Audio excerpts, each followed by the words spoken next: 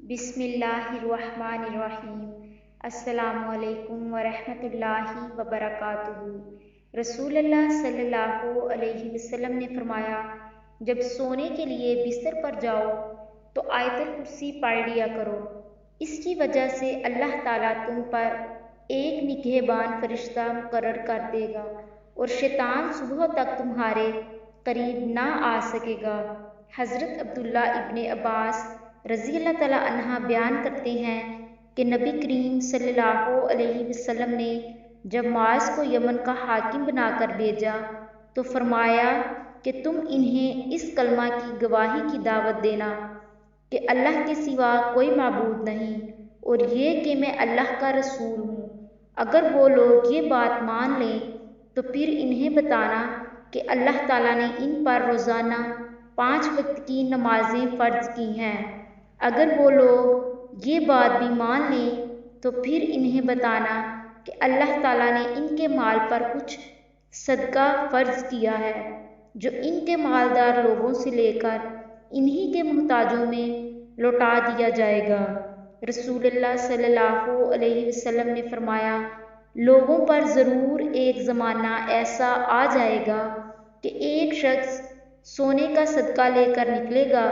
لیکن کوئی اسے لینے والا نہیں ملے گا، اور یہ بھی ہوگا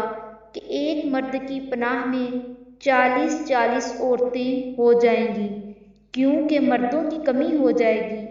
اور عورتوں کی زیادتی ہوگی۔ رسول اللہ صلی اللہ علیہ وسلم نے فرمایا، بیواؤں اور مسکینوں کے کام آنے والا اللہ کے راستے میں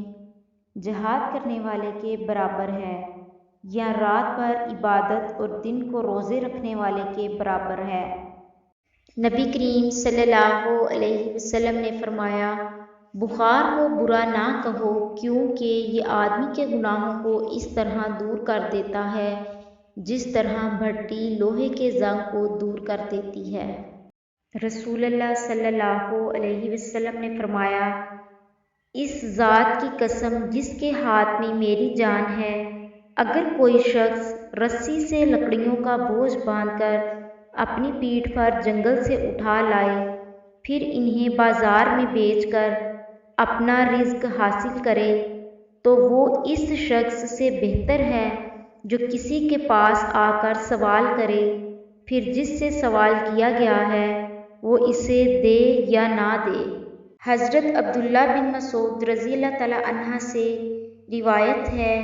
رسول اللہ صلی اللہ علیہ وسلم نے فرمایا کہ سلام میں پہل کرنے والا تکبر سے بری ہے۔ نبی کریم صلی اللہ علیہ وسلم نے فرمایا کہ جو شخص وعدے کا پابند نہیں، اس کا کوئی دین نہیں۔ نبی کریم صلی اللہ علیہ وسلم نے فرمایا، اللہ تعالیٰ میری امت میں سے 10 طرح کے افراد پر قیامت کے دن اظہار ناراضگی فرمائے گا اور ان کو جہنم میں ڈال دینے کا حکم فرمائے گا، اور ان کے جو چہرے ہوں گے بغیر گوشت کے ہوں گے۔ عرض کیا گیا، یا رسول اللہ صلی اللہ علیہ وسلم، وہ کون سے 10 لوگ ہوں گے؟ تو آپ صلی اللہ علیہ وسلم نے فرمایا، نمبر 1 بوڑھا زانی، نمبر 2 گمراہ پیشوا، نمبر 3 شراب کا عادی، نمبر 4 والدین کا نافرمان، نمبر 5 چغل خور، نمبر 6 جھوٹا گواہ، نمبر 7 سود خور، نمبر 8 نمازوں کو چھوڑ دینے والا، نمبر 9 زکوٰۃ ادا نہ کرنے والا، اور نمبر 10 ظالم۔ حضور اکرم صلی اللہ علیہ وسلم نے ارشاد فرمایا، آخری زمانے میں ایسے لوگ ہوں گے جو سیاہ رنگ سے اپنے بال رنگیں گے جیسے کبوتروں کے سینے ہوتے ہیں،